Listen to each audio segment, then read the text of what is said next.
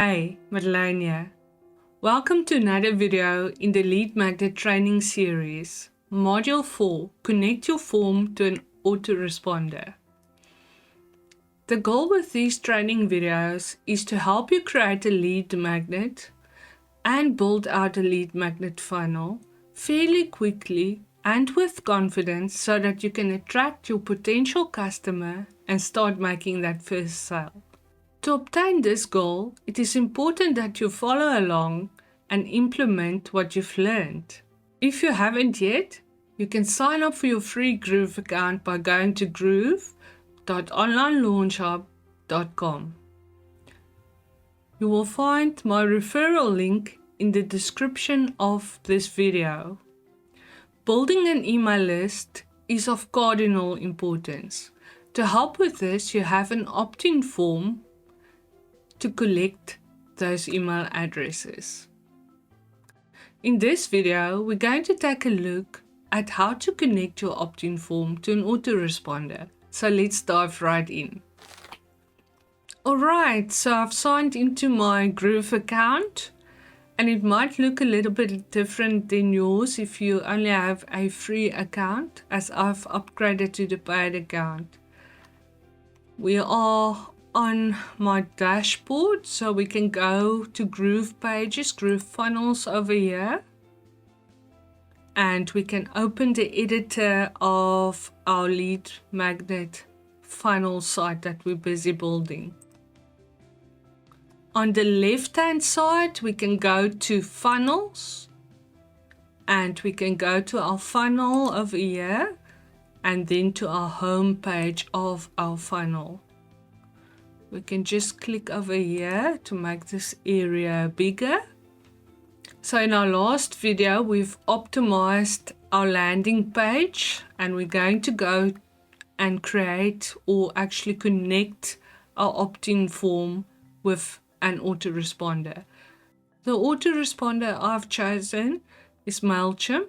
When you sign up for the free account, you can get up to 2,000 contacts.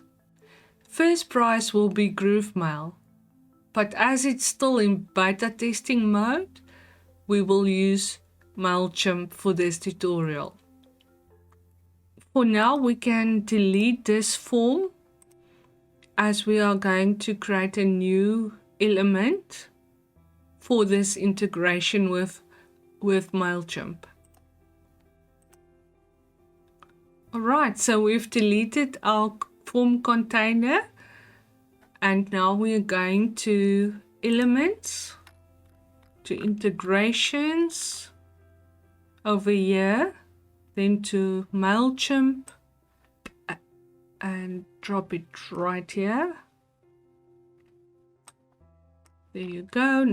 And now we are going to configure it. As you can see, we need to set up a Mailchimp integration before we can configure this element. So let's go over here. We can click here or we can go to our profile over here, go to my integrations and add integration. The type will be Mailchimp.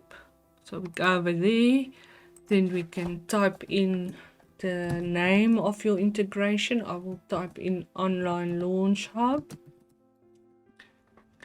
So for the API key, we have to sign into our Mailchimp account. Groove Mail will be first priced, but at the moment it's still in beta, so this is a good alternative.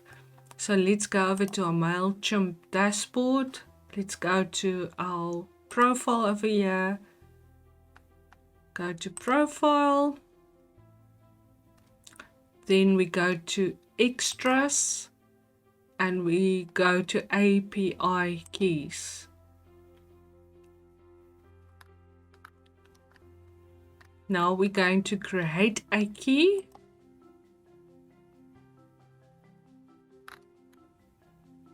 And we're going to use this key. We're going to copy this, bring it over here and paste. And then if you do copy and paste, ensure that you click on here so that this update button is pink. Then you can update. And now we have successfully set up a Mailchimp integration. Configure. Integration is our online launch hub, the name we've given our Mailchimp integration. The list I've got on my Mailchimp account is online launch hub master list. You can only create one list when you have a free Mailchimp account. Then we can choose page for our thank you redirect link, and we can actually link it to our thank you page and update this. We can see our configurations are successfully set. Fantastic. All right, so let's work on the design so that this looks a bit better. First of all, we don't really need this one, so we can delete it. Then we can actually copy and paste so that we have another input field. Right, and now we're going to go to configure. For input ID, we have to go back to Mailchimp and we go to audience, manage audience, go down to settings and find audience fields and merge tags over here. There you go, first name, we can copy and paste. Control V for Windows, Control V, paste it in there, and this one we're going to, for the placeholder, first name, as we want the visitor to enter their first name. We can add validation rules, and it should be text that they enter. Then we can say that the input cannot be empty. Update this. There you go. The next one, email. So for the input ID, we can type email, small caps. The next one, email, and the placeholder we can leave as is, email. Can add validation rules. They should enter an email address. We can tick here so it cannot be empty, and we can update. Right, so we can also configure the button. We can say get my special report and leave it on submit, update. And we can also change the color by going to design, background, change it to, for example, green. And we can also give it a little bit of a rounded border by going to border, corners, and make it, for example, 0.35. There you go.